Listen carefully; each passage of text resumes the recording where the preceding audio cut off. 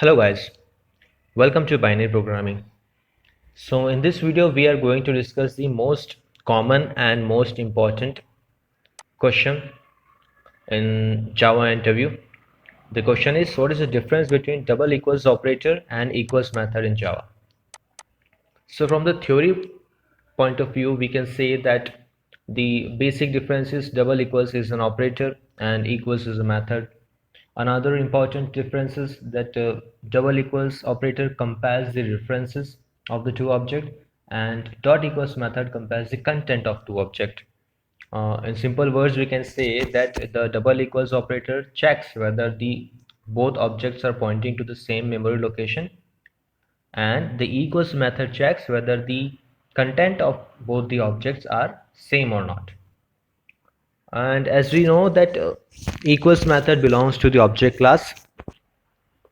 Okay, so I have made some objects of a string buffer and string builder, and what I am doing is I am comparing all these things, all these objects with double equals operator and equals method.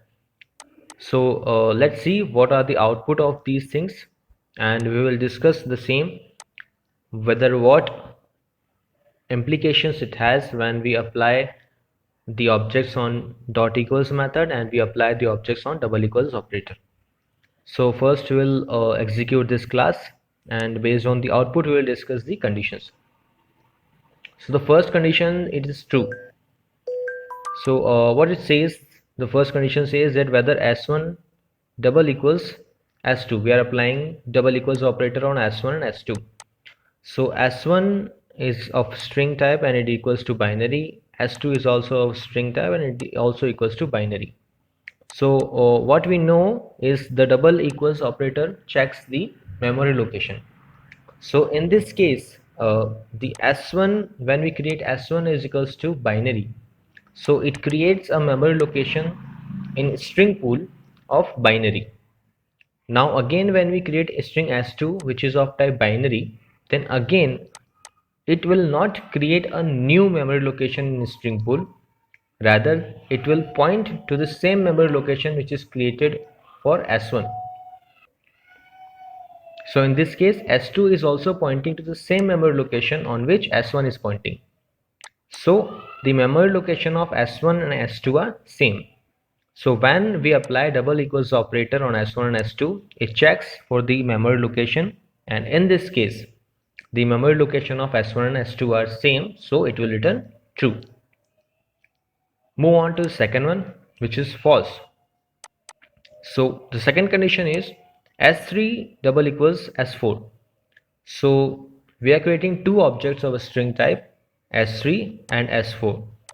The content of the both of these objects are same, but when we create an object of type string like this, new string, then it creates different memory location for both of these objects.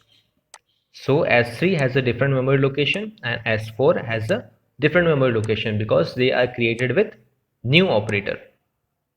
So the s3 memory location is different and s4 memory location is different. So that is the reason when we apply double equals operator on these two objects, it will return false. Move on to the third condition, which says true. So what the third condition is?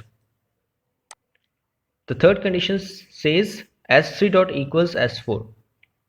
So s3 dot equals s4. As we know that equals method checks the content of the object. So the content of s3 and s4 are same, that is programming, so that is the reason it will return true. We'll move on to the fourth condition, that is also true. So what fourth condition says? s1 dot equals s2.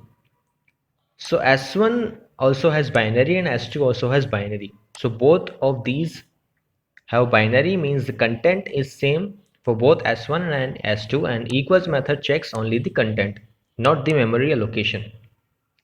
So in this case it is also written true, which is good for our concept, but what we have learned so far. Fifth condition is false. So fifth condition checks s5 dot equals s6. So s5 and s6 both are of string buffer type and they both have binary. Still it is returning false. So here it goes an interesting concept which says that a string buffer class does not override the equals method of object class, whereas the string class overrides the equals method of object class. So there is a contract between equals and hashcode method, as we all know that whether if we implement the equals method, we have to implement the hashcode method. So in this case, the equals method is not implemented, hence we can't compare the objects based on the hashcode, whether the values of both these objects are same or not. And hence, when we are not implementing equals method, we are not able to compare the strings of these two objects.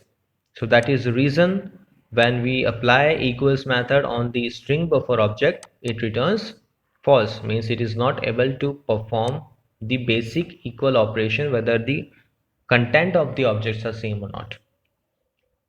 So moving on to the sixth one. Sixth one says it is false.